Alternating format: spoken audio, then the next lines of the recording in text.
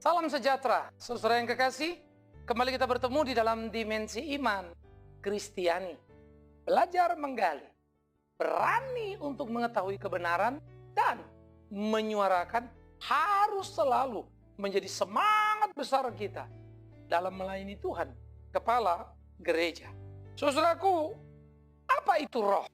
Saya pikir ini menjadi sesuatu yang penting untuk kita diskusikan. Karena kita biasa mendengar istilah itu, bukan?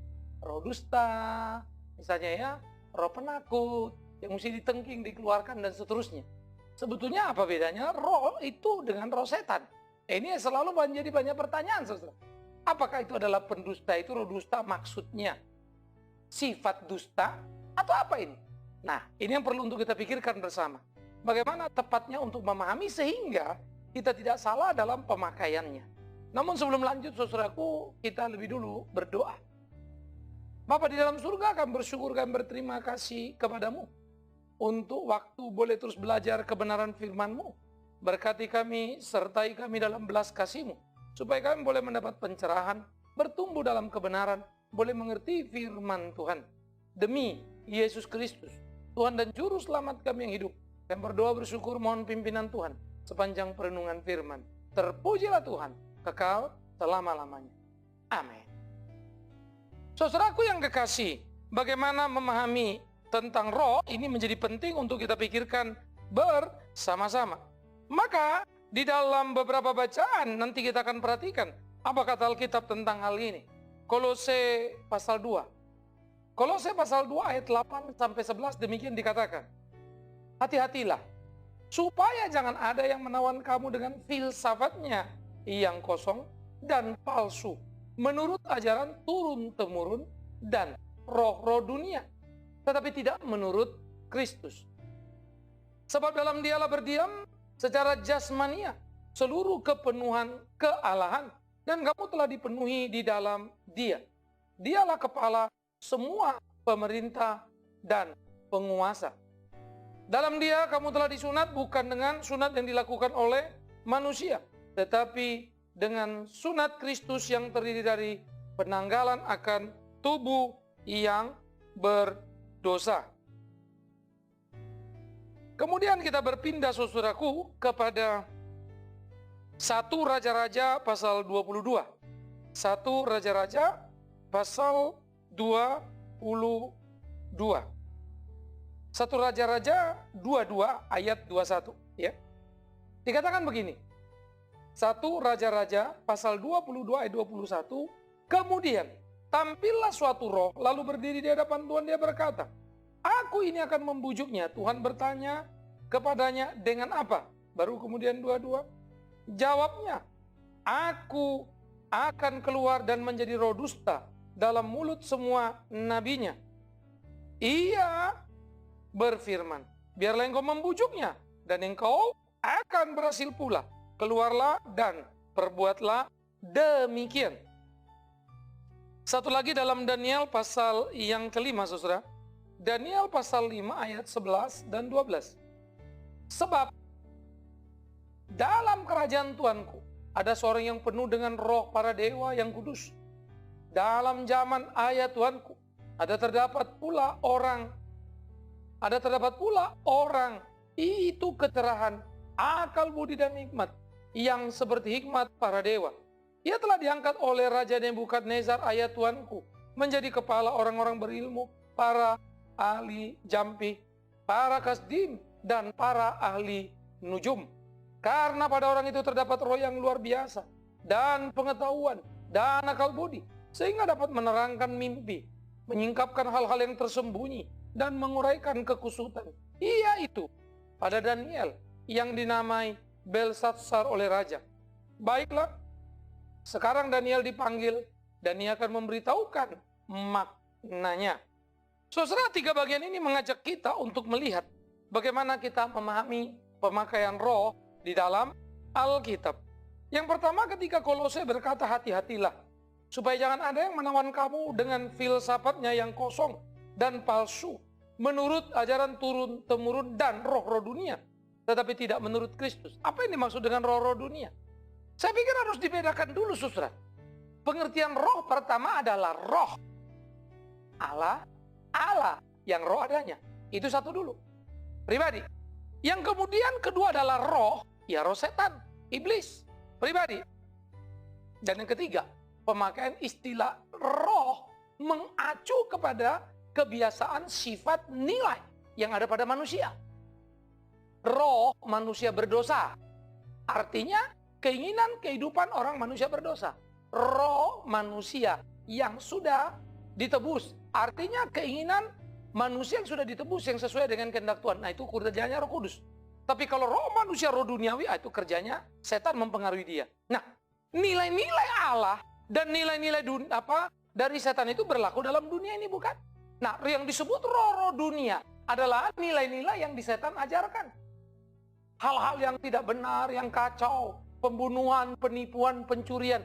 Nah, itu adalah kebiasaan buruk, kebiasaan dosa yang disebut roh dunia, cinta diri, dan seterusnya.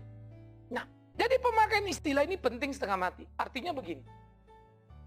Kalau kita bicara pertama mengerti roh Allah, maka roh Allah adalah Allah yang roh karena memang dia roh pada dirinya, dia bukan materi. Kalau dikatakan tangannya tidak kurang panjang, matanya sangat tajam menatap, telinganya jelas mendengar. Jangan dengan segera saudara bayangkan Allah itu punya mata, telinga, dan tangan, dan seterusnya. Tetapi bagaimana gambaran ungkapan? Personifikasi itu untuk menggambarkan kedekatan Allah kepada manusia. Karena Allah adalah roh, dan roh itu bukan materi. Ini penting dulu. Roh itu bukan materi. Jadi Roh Kudus, roh Allah, roh yang ada di dalam hidup di hidup ini yang menyatakan dirinya adalah Allah yang roh itu. Jadi clear dulu, bukan? Allah adalah roh. Allah itu bukan materi. Materi sama roh, roh tidak terlihat, materi terlihat. Materi itu maksudnya benda. Ini materi.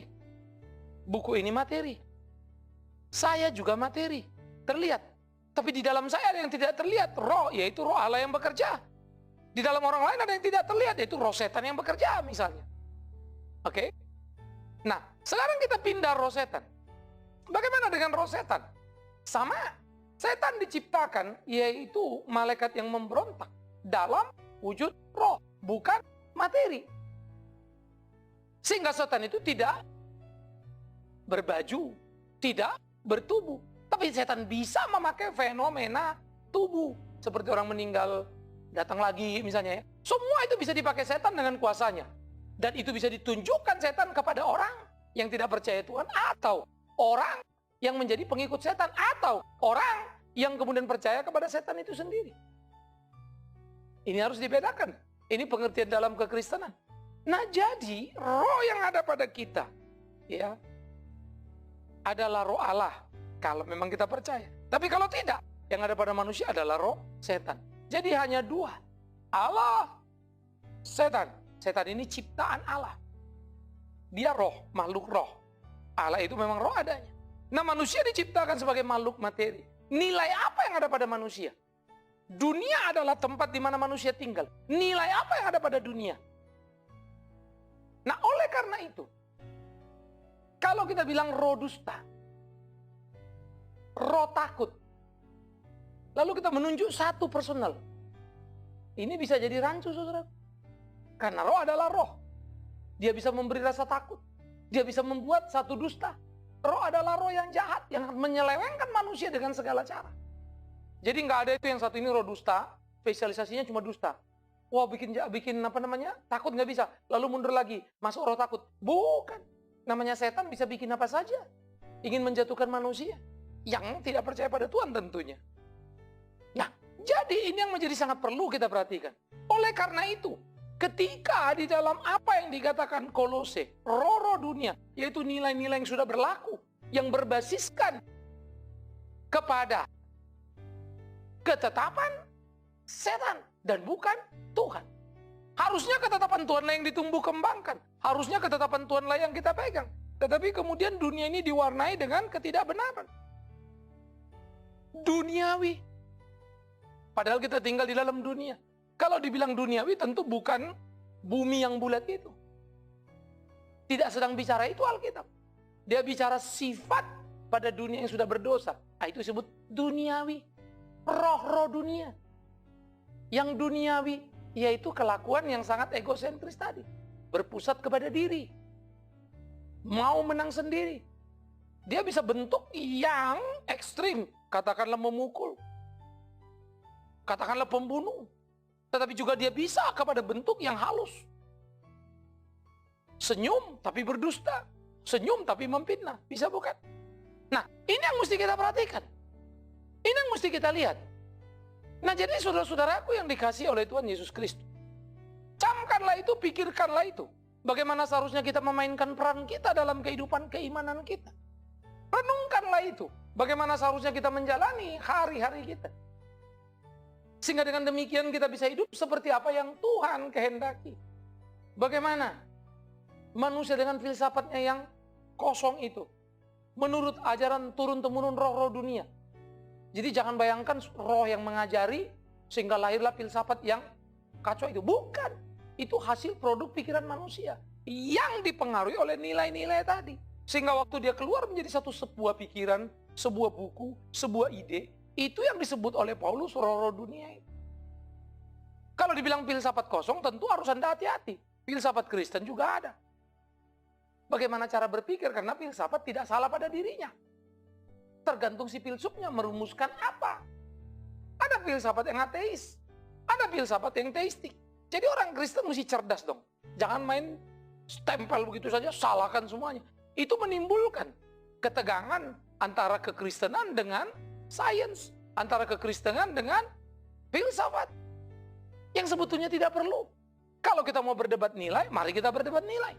Tunjukkan kebenaran keunggulan Kristen. Tapi jangan kemudian mencap semuanya sebagai kesalahan, sebagai tidak bertuhan. All truth is God truth. Semua kebenaran adalah kebenaran Allah. Itu bisa ada di mana-mana. Itu namanya common grace. Semua agama punya kebenaran itu. Jangan mencuri. Itu kan ajaran Tuhan. Tidak hanya Kristen yang mengajarkan jangan mencuri. Bahwa mencuri itu dosa. Semua agama. Nah, jadi dengan kejelian kita bisa mengerti secara common, secara umum. Tuhan memberi matahari. Semua orang dapat. Bukan cuma orang Kristen saja. Karena itu orang Kristen jangan naif, jangan besar kepala. Lalu jangan menyakiti hati orang-orang lain.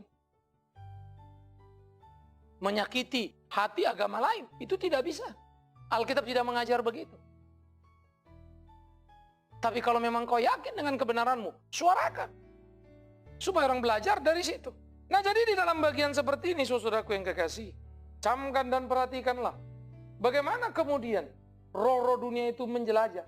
Tidak menuruti Kristus. Konfrontasi dengan ajaran Kristus. Itu yang dikatakan. Nah, kemudian dalam sebuah peristiwa yang kita baca di dalam 1 Raja-Raja pasal 22. Pada waktu itu, raja mau bertempur, yaitu Ahab. Lalu Ahab mengajak Yosafat. Ahab itu raja dari kerajaan utara Israel. Yosafat kerajaan selatan, yaitu Yehuda. Supaya mereka maju bersama-sama untuk menyerbu Aram. Nanti lain waktu Aram gabung sama Israel mau menyerbu Yehuda. Itu simpang siurnya. Historikalnya terus bergerak dari tahun ke tahun dengan posisi yang berbeda-beda. Tetapi kali ini Ahab yang ada di utara, Yosafat yang ada di selatan bersepakat. Bagaimana kemudian mereka akan menyerbu Aram.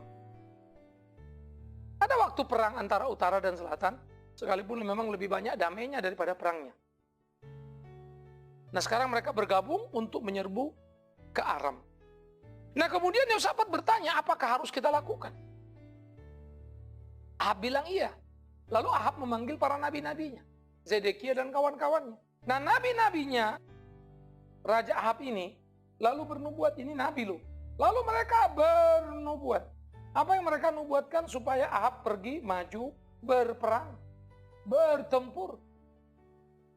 Direstui niatan daripada Ahab itu. Saudara, kalau nabi sudah ngomong, direstui, raja mau apa lagi? Udah keren kan ya? Maka 400 nabi yang ada. 400 itu nggak kecil ya. Kalau urusan konfirmasi udah lebih dari cukup itu. 400 nabi kumpul, lalu mereka bernubuat, majulah dan bertempurlah. 400 nabi.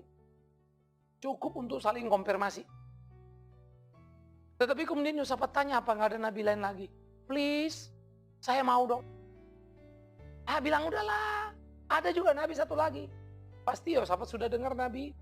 Namanya Mika tapi keras kepala. Ngomong seenaknya. Itu kata Ahab. Tapi karena Yosafat mendesak dipanggil Ahab. Ahab memerintahkan memanggil Mika. Dipanggillah Mika. Lalu diberi pesan. Jangan sampai kau berbeda dengan raja. Gila ya. Nabi mau diminta nubuat tapi dengan pesanan. Sekarang orang banyak bernubuat sesuai kebutuhan. Supaya yang dengar senang. Fakta, saudara. Maka banyak orang memberikan telinganya untuk mendengar apa yang disukai. Ironis. Tapi itulah realitanya. Nah, datanglah Mika. Dia mulai mengejek. Pergilah, temperlah, tapi dengan nada ejek dia ngomong, Ahab marah. Tuh dia ngejek. Mika, katakan yang benar. Langsung Mika berkata yang benar. Apa kata Mika?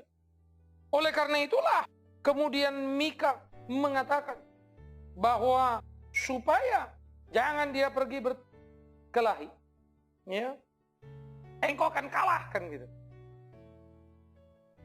Kalau aku lihat Israel tercerai-berai di gunung-gunung, itu kata Mika. Ahab tidak suka. Lalu Zedekia datang tampil, kepalanya 400 nabi itu. Mana mungkin roh Allah dariku pindah kepadamu? Coba diskusi ini, roh Allah kok pindah-pindah? Tapi istilah yang dimaksud itu harus dipahami dalam konteksnya. Bukan roh ini pindah sana pindah sini, masa roh Allah bisa pindah-pindah sih? Tetapi bagaimana mau mengatakan penyertaan Allah? Ada padaku, bukan padamu. Itu klaimnya Zedekia. Tapi Allah sendiri tidak pindah-pindah model begitu. Allah pada ada Allah yang diperkenannya. Allah memang tidak ada sejak awal pada Zedekia. Yang hanya bernubuat demi kepentingan raja. Yang memakai-makai nama Allah. Yang mengkonfirmasi dengan nabi-nabi lainnya. Dan total jumlah mereka 400 nabi. Miris.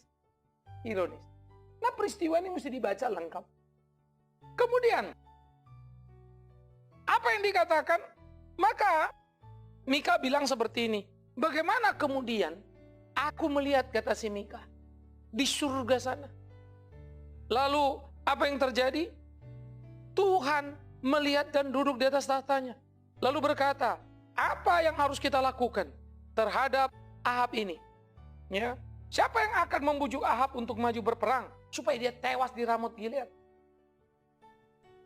Siapa yang akan membujuk Ahab? Lucu ya, di sana di dunia Mika sudah berdoa, berkata, bernubuat, majulah, hancur kau. Tapi Ahab keras kepala. Lalu Tuhan bilang, apa yang kita harus lakukan supaya si Ahab tetap pergi perang, supaya dia tewas? Pertanyaannya kan gampang, apa ia perlu Tuhan pendapat dari orang lain? Allah tidak perlu pendapat apapun, siapapun. Ini mau menceritakan bagaimana dengan bahasa manusia.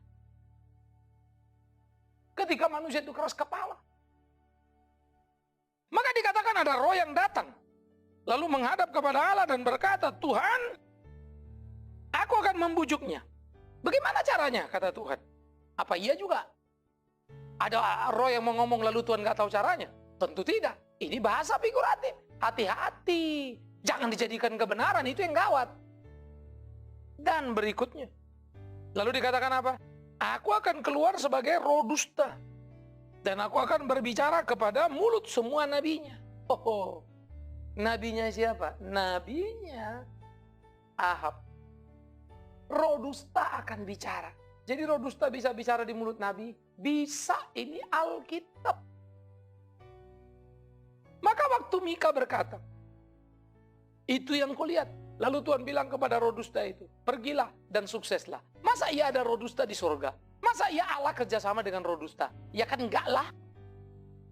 Tetapi apa yang mau dikatakan di sini, apa yang mau digambarkan di sini sangat jelas. Dengan memahami seluruh Alkitab. Allah tidak ada urusan dengan roh dusta. Tapi roh dusta datang pergi datang pada orang. Membuat orang menjadi pendusta adalah sifat dusta itu. Setan itu mengobok-obok supaya si Ahab percaya kepada apa yang dikatakan Zedekia. Dan Zedekia sudah pendusta sejak sebelumnya. Bukan cuma pada waktu itu. Karena sebelumnya dia sudah bernubuat. Tapi Mika menghambat. Nah, keinginan dusta itu makin menguat pada Zedekia. Itu maksudnya. Sehingga secara psikologis pun itu bisa dijelaskan. Jadi jangan salah paham. Nggak ada tuh Allah itu berurusan dengan roh dusta, bukan? Apalagi memakai roh dusta, iya deh, tolong deh, ini lucu setengah mati. Emang Tuhan tidak bisa? Mau tanpa Rahab mati sekejap pun gampang itu. Maka dikatakan roh dusta itu pergi. Zedekia maju, ditamparnya si Mika. Gila kau, apa kau pikir roh Allah pindah dari aku? Marah dia. Maju, bertempur. Itulah kata si Zedekia. Kebiasaan dustanya itu menggebu-gebu. Semua kita manusia ini, saudara-saudaraku, sebagai orang berdosa. Keberdosaan kita di waktu lampau apa yang belum kita lakukan? Ya mau berdusta, mau memfitnah, mau apapun, banyak sekali dosa kita, bukan? Itu kan datang tiap kali menggoda kita. Pada waktu kita mau ikut Tuhan ini. Ada waktu kita tergoda untuk berdusta. Ada waktu kita tergoda untuk memfitnah. Ada waktu kita tergoda untuk marah. Kebiasaan busuk yang datang dari si setan itu yang disebut roh dusta, roh marah. Karena itu kalau kita bilang kami menengking roh dusta, roh marah, roh dan segala macam. Lah, berapa kebusukan pada manusia? Kalau 10 roh kau sebutkan berarti 30 lagi enggak begitu. Kan gawat saudara. Kalau saudara ikat 10 roh, saudara tengking 10 roh, lalu yang sisanya? Karena itu, seringkali itu dipakai menjadi bagian di dalam satu topik yang mau dibicarakan. Di konteks ini soal Zedekia. Supaya dusta dikatakanlah roh dusta. Tapi bukan berarti roh dusta gujuk-gujuk datang mengajar Zedekia berdusta. Sebelumnya pun Zedekia sudah berdusta. Karena dia sudah bernubuat sebelumnya supaya Ahab maju. Tapi gairah dusta itu yang hidup itu maksudnya. Karena Zedekia tidak mau mendengar suara Allah. Mika yang dengar suara Allah. Oleh karena itulah setan itu berkuasa atas Zedekia. Ditamparnya Mika. Mika satu nabi, mana bisa konfirmasi. Jadi jangan samakan dulu surga itu seperti urusan di bumi ini. Yesus bilang banyak dipanggil, sedikit dipilih. Lah berarti yang banyak yang salah kan, yang sedikit yang benar. Hati-hati. Tapi tidak serta-merta karena jumlah jadi benar. Benar adalah benar, itu masalahnya. Tapi bisa jadi yang benar itu sedikit. Jangan dibalik-balikkan nilainya, kan begitu saudaraku. Jadi pada kita semua ini ada semua itu. Jangan pikir kalau udah berdoa, roh dusta kami usir, kami tengking roh ini, lalu semua beres. No. Bagaimana hidupmu dengan Tuhan? Bagaimana kau jalani hari-harimu bersama dengan Tuhan? Karena bicara benar, Mika ditangkap. Karena bicara benar, Mika dijebloskan ke penjara. Saudara bisa lihat? Zedekia ada 400, mereka total nabi. Dengan 399 berarti kan? Mereka berkata salah, mereka berkata dusta. Mereka yang didengar raja. Mengerikan memang hidup ini. Khotbah benar pun kita orang tak suka dengar. Khotbah yang tipu-tipu orang mau dengar. Itu fakta. Kenapa? Karena cocok dengan si pendengar. Karena si pendengar memang bukan orang yang suka benar. Karena si pendengar memang orang yang tidak suka cinta kemurnian. Begitu pula lah pada Daniel. Ketika digambarkan bagaimana Daniel dikenali ternyata di Babilonia di tempat pembuangan sebagai orang yang penuh dengan roh para dewa. Nah ini yang ngomong ini adalah orang Babel. Bukannya si Daniel ada roh dewanya, ya enggak lah. Dewa itu menurut mereka itu kan Tuhan. Tapi dengan konsep mereka. Jadi tolong pahami orang itu bicara dengan konsepnya. Bukannya Daniel ada roh dewa seperti dewa yang kita pahami. Tapi yang dimaksud dewa adalah Tuhan. Dan Tuhannya Daniel adalah Allah yang hidup itu. Begitulah. Nah, barulah kemudian dikatakan. Bagaimana dia ini menjadi orang luar biasa. Ya, dia mempunyai akal budi hikmat. Seperti hikmat para dewa. Dia mempunyai roh yang luar biasa dan pengetahuan dan akal budi. Bagaimana roh luar biasa itu berkaitan dengan pengetahuan akal budi? Apa maksudnya itu? Itu yang adalah potensi pada diri Daniel. Daniel memang seorang bijaksana di Babel. Seorang yang dikenal takut Tuhan dan mempunyai kepekaan. Bisa mengartikan mimpi di konteksnya. Tapi jangan zaman sekarang saudara bermimpi lagi lalu mau cari tahu artinya. Apa gunanya Alkitab ini? Kan begitu. Alkitab sudah selesai, zaman Daniel belum. Yesus belum ada.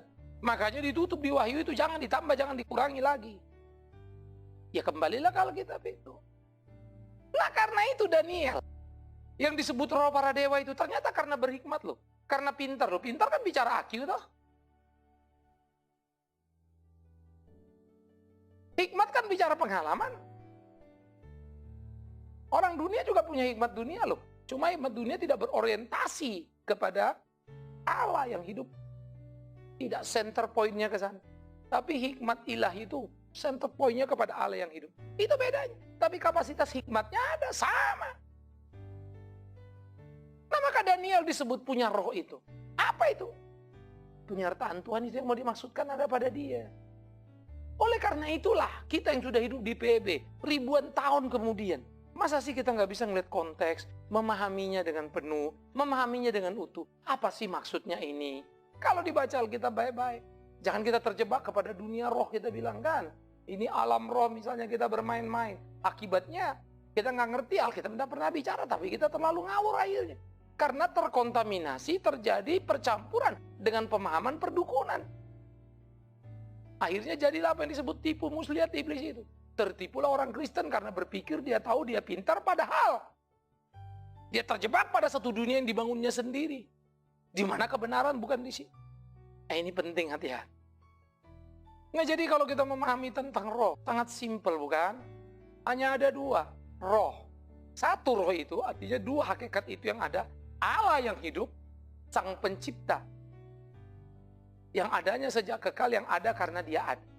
Satunya lagi roh yang bernama malaikat. Yang masih setia disebut malaikat, yang memberontak namanya setan. Roh yang ada karena Allah ada ciptaan. Maka apa yang diproduk dari dua ini mewarnai dunia? Kejahatan adalah produk setan, disebutlah roh duniawi. Kebenaran adalah apa yang Allah nyatakan di dalam Kristus, roh surgawi. Begitu loh. Ada pada tiap kita. Nah tinggal Anda lihat Anda ada di mana. Jadi jangan ribet-ribet memberi istilah roh-roh inilah, roh itulah, buang ini, buang itu. Hanya untuk mengatakan seakan-akan kita hebat. Tapi kita lupa. Bahwa kalau kau bilang roh dusta keluar, orang itu nggak jadi pendusta. Kalau begitu gampang sekali, berdoa saja, usir saja dari dunia ini roh-roh itu semua, bukan? Gereja jadi mulus, tidak ada pendusta. Padahal di gereja tiap kali kita berdoa, tiap kali ada pendusta itu. Kalau gitu akuilah doa kita tidak bermutu gitu. Nah makanya kita jadi model bukan? Sehingga hidup kita bisa menciptakan perubahan. Itu yang dikatakan Roma. Pasal 12 ayat 1 itu. Berubahlah oleh pembaharuan budimu. Pembaharuan budi jadi kata penting untuk menghasilkan perubahan. Tidak ada perubahan tanpa pembaruan oleh Roh Kudus. Biar Tuhan menolong kita dan memimpin kita sehingga kita mengerti secara benar, secara utuh. Apa yang dimaksud dengan roh itu. Sehingga kita tidak lagi terjebak dan secara sembarang memakainya. Tolong diperhatikan PB lebih banyak lagi ya. Karena memang PL muncul pra-Kristus. Konteksnya memang pas. Itu pemahaman yang ada pada waktu itu. Tuhan menolong kita mencintai Alkitab. Tuhan menolong kita mengerti dan melakukan hidup ini. Amin. Kita berdoa. Terima kasih ya Tuhan untuk firman hidup. Ajar kami mengerti dan melakukan dalam hidup ini sehingga hidup kami berkenan padamu untuk puji hormat bagi nama. Kami serahkan seluruh doa dan pengharapan kami ke dalam tangan-Mu. Di dalam nama Yesus Kristus Tuhan kami. Allah kami yang roh, kami berdoa. Amin. Saudara-saudaraku, usai sudah dimensi iman Kristiani kita kali ini, biar kita terus belajar, menggali Alkitab secara utuh, dan tidak semaunya. Tuhan memberkati, Tuhan menyertai, selamat menyelidiki. Shalom.